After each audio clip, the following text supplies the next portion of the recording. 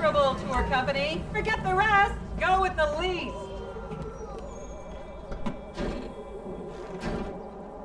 As I am contractually obliged to say, buckle up, everyone.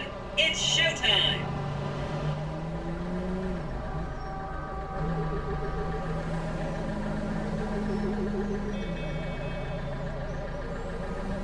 Vinewood is often referred to as the anal bleaching capital of the world. I'm just gonna go with the flow.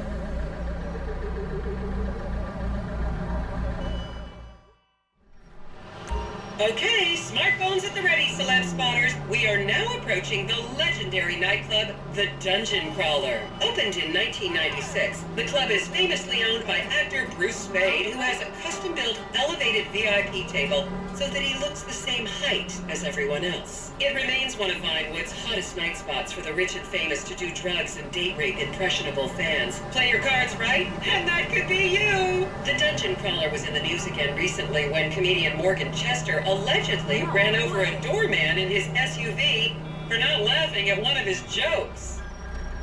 Sunday, what's cracking?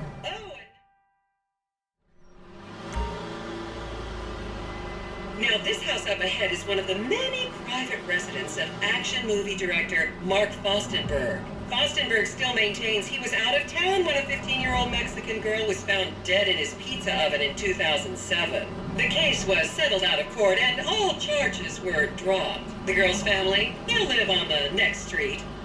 So this is the house of television exercise guru The Craze. You might have seen him degrading himself recently on Rehab Island. Do any of you remember the 80s? Huh, strange times. People didn't go to the gym back then. They did jumping jacks in front of the TV and leg warmers and headbands. The Craze swapped his gold lame leotard for a crack pipe in the 90s, but is reportedly now clean and in the best shape of his life. That's Vinewood's code for he's trying to make a comeback.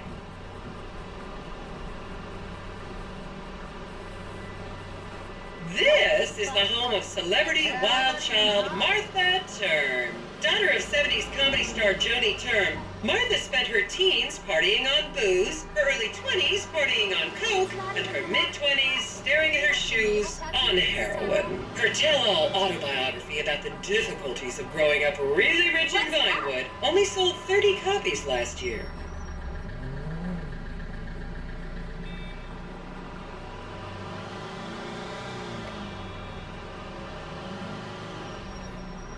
Oh my god, look at that!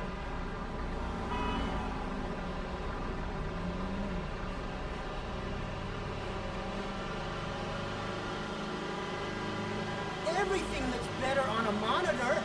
Just up ahead is another place to see and be seen in Rockford Hills, the Richmond Hotel. An iconic entertainment industry hangout, sleazy producer types have been promising to make young girl stars here for over 100 years now. Not gonna lie, I did some shameful things in that lobby bar in my youth, but I've put that period of my life behind me now.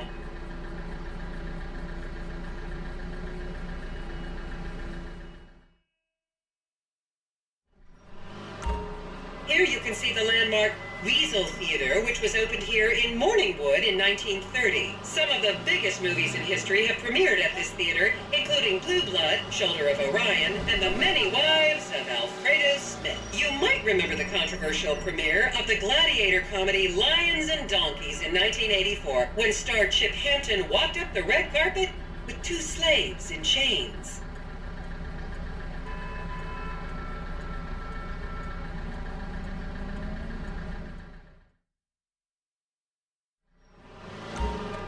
And now to our left, ladies and gentlemen, is the famous Richard's Majestic Studios. The product placement for classics like Nelson and Naples and Rum Runner, and the not-so-classics like Vinewood Zombie and Shoulder of Orion 2 was shoehorned into the final edits right behind those very gates. Everyone has a favorite Solomon Richards movie. An American Divorce really helped me through a difficult time when I was bankrupting my first husband. Oh, come on, don't people in the Midwest watch movies? You must have seen Defender of the Faith.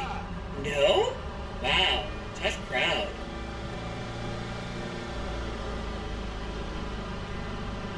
Tony, I told you don't call me no more. should remind you this is a no-smoking bus. Unless, of course, it's medical marijuana. Then you're all right.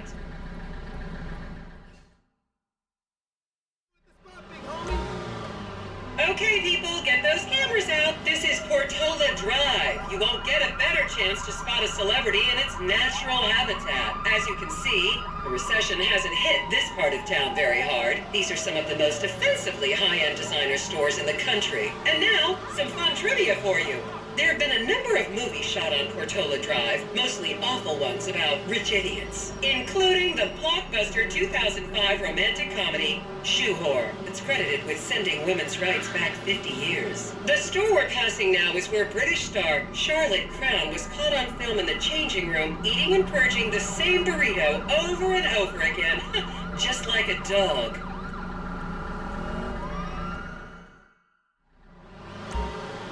This is the Epsilon Center. Anyone with red hair, please cover it for your own safety. If you really want to meet a famous celebrity, this place is packed full of them. Take an introductory course. It changed my life.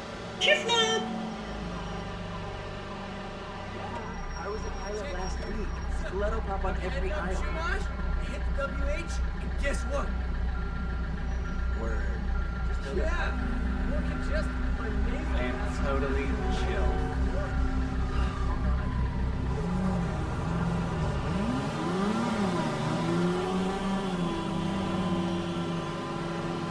It's like I'm dreaming or something.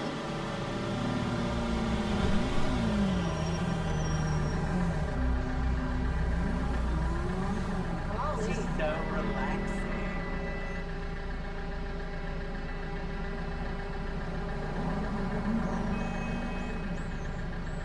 I was a member of the jury in the 1991 movie Last Will and Testament. They cut my line.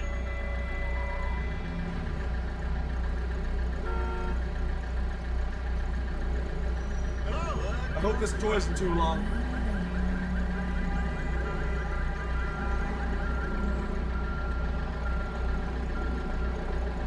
Imagine if this was all like an act.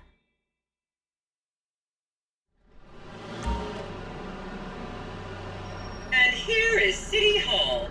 This is where the mayor's office is, if any of you care. You might recognize this building from the 20-minute final dogfight to save Earth in the movie Invasion Los Santos.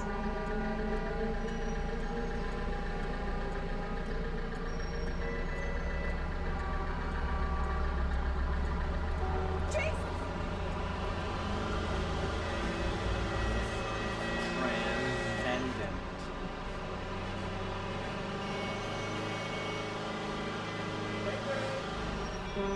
Is everyone having fun?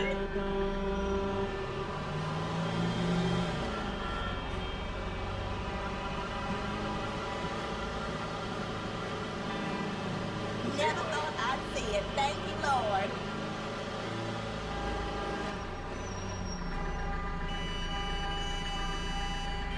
Whoa!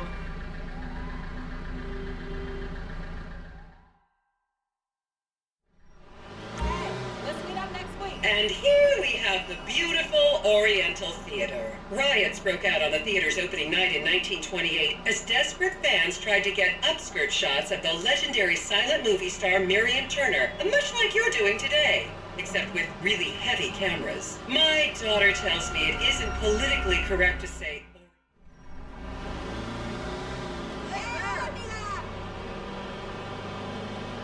And here we are, back on the strip. As they say in Vinewood, that's a wrap, folks. I hope I managed to take your minds off the economic downturn for just a little while. I'd like to remind any Europeans that 1% is an insult, not a tip. Enjoy the rest of your vacation.